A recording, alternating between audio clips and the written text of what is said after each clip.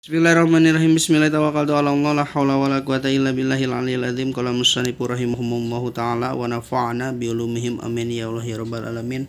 Allahumma shalli ala sayyidina Muhammad wa ala ali sayyidina Muhammad ila hadratin nabiyil mustafa Muhammadin sallallahu alaihi wasallam wa ala alihi wa sahbihi wa zuwazi wa dzurriyyatihi wal anbiya'i wa mursalina wa ulai wa suwari wa sholihin wa jam'il malaikatil muqarrabin wa ususon laru syabul qadir ajilani wa ususon laru syedin Nabi Bakri wa Umar wa Usman wa Ali radhiyallahu anhum wa ususon laru musannif kitab Riyadul Bari'ah al-alim al-alamah Sanawi al-jawi usuli mapurihim usuli mapurihim wa sisilati wa mu'minina wa mu'minat wa muslimina wa muslimat al-ahya'i minhum wal amwat lahumul fatihah.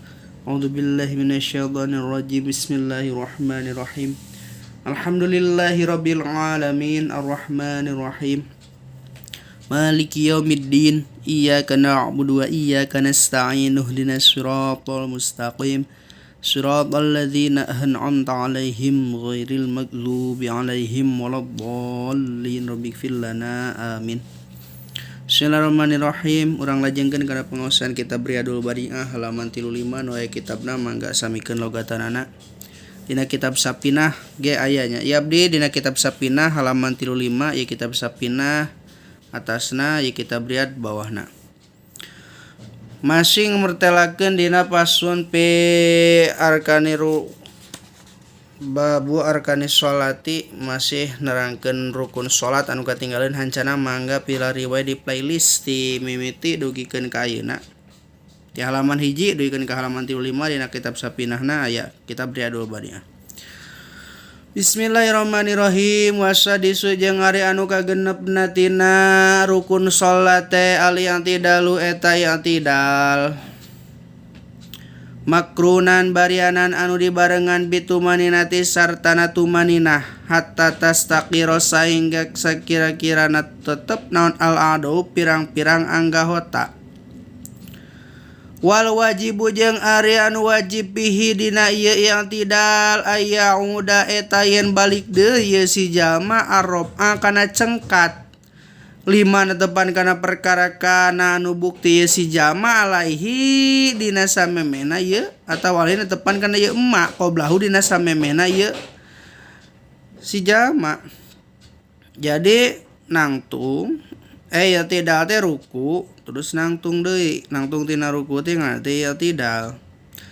Wa sunnatu jeung ari sunnatna aya kula yen tang ngucap ieu si jalma fi hali rabmihi dina tingkah cengkatna ieu si jalma mina ruku'i tina ruku sami Allahu liman hamidah ngucapkeun kana lapad sami Allahu liman hamidah. Cengkat tina ruku kana i'tidal sunnat ngucapkeun lapad sami Allahu liman hamidah. Faida tidaklah tuluy di mana-mana yang tidak ieu si jalma qola ta ngucap ieu si jalma Rabbana lakal hamdu. Pas yang tidak ngucapkeun Rabbana lakal hamdu. Wa yaqnuta jeung sunat kunut ieu si jalma fi i'tidal rakaati dina i'tidal rakaat al akhirati anu akhir minas subhi anu tetep tina salat subuh. Kula yaumin dina saban-saban poe sunat digeus beres i'tidal tegasna dina i'tidal anu akhir dina salat subuh sunat kunut kitu. Kula yaumin dina saban-saban poe. Wa jeung sunat kunut mina witri tina salat sunat witir pinis pisani dina setengahna anu kadua mina Ramadan anu tetep dina bulan Ramadan.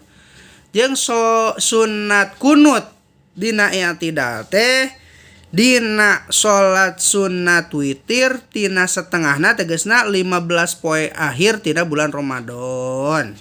15 poe terakhir tina bulan Ramadan. Wasabi'u jeung ari anu katujuhna as-sujudu eta sujud. Rukun salat anu katujuhna eta sujud.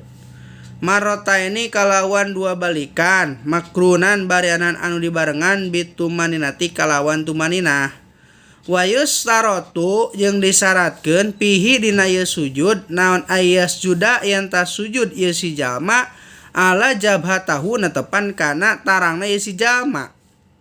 maksupatan bariana anu dibukakeun. Jadi dina nalika sujud teh teu meunang aya nu ngahalangan, buuk anu panjang nutupan kana tarang teu sah eta sujudna sabab ku henteu netepan kana tarangna teh si jalma. Jadi kudu kabuka tarangna.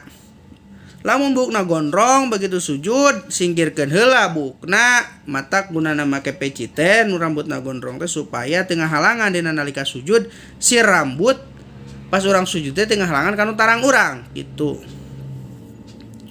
Wala rukbataihi jeung netepan kana dua turna ye si jalma, wala jujin jeung netepan kana hiji juj min butuni yadaihi anu tetep tina jero-jerona dua dampaleungeun ye si jalma.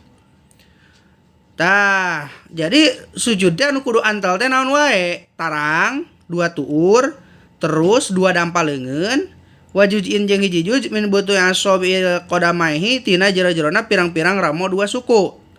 Tuluy ramo-ramo dua suku. Ramo-ramona dua suku nalika sujud teh kudu antal.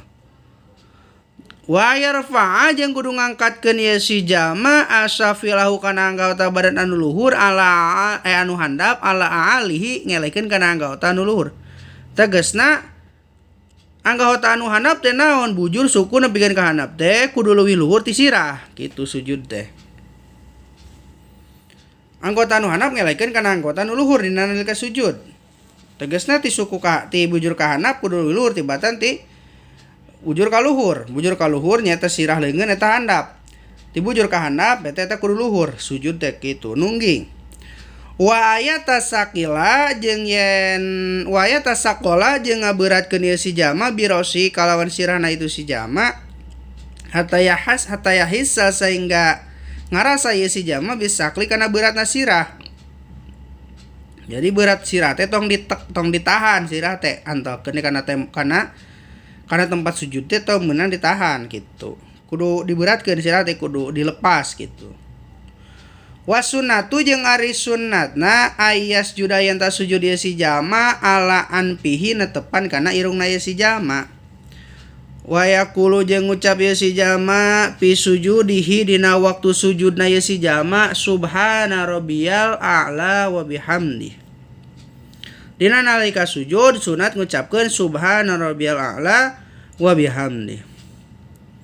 Wa adnal kamali jeung ari anu kasampurnaan jeung ari pangsetik-setikna kasampurnaan salasan eta maca 3 kali subhana rabbiyal a'la wa bihamdi. Wa yaksiro jeung kudu ngalobakeun si jalma pihi dina ieu sujud mina du'ai tina ngadua tina maca doa. Jadi pangsetikna 3 kali subhana rabbiyal a'la wa bihamdi teh. Tapi anu pangsetik-setikna kasampurnaan. Lamun dina sujud alusna dilobakeun maca doa. Jadi maca subhana rabbiyal a'la na rada dilobakeun 11 kali gitu. Jadi lama sujudna. Sunat. Wasaminu jeung ari anu kadalapan rukun salat anu kadalapan na julusu eta diuk baina sajdataini di antara dua sujudan. Duduk di antara dua sujud. Makrunan barianan au dibarengan bitumaninati sartana tumaninah. Naon tumaninah teh cicingna sakabehna anggota badan sakira-kira dina ucapan subhanallah. Tonggerak sakabeh anggota badan teh.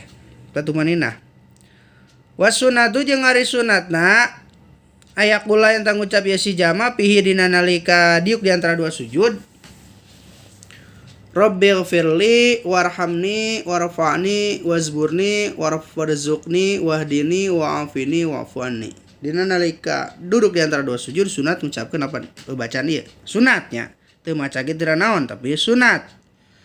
Rabbi du Gusti igfir muga ngahampura Gusti li ka abdi warham sareng muga ngasih Gusti ni ka abdi warfa sareng muga ngangkatkeun derajat Gusti ni ka abdi wazbur sareng muga nambal kasalahan Gusti ni ka abdi warzuk sareng muga ngarizkian Gusti ni ka abdi wahdini sareng muga nuduhkeun Gusti ni ka abdi wa'afi sareng muga ngawaraskeun Gusti ni ka abdi nyehatkeun Gusti ka abdi wa'fu sareng muga ngamaaf Gusti anni tina dosa abdi ngalebur Gusti tina dosa abdi. Eta doa dina nalika duduk di antara dua sujud gitu.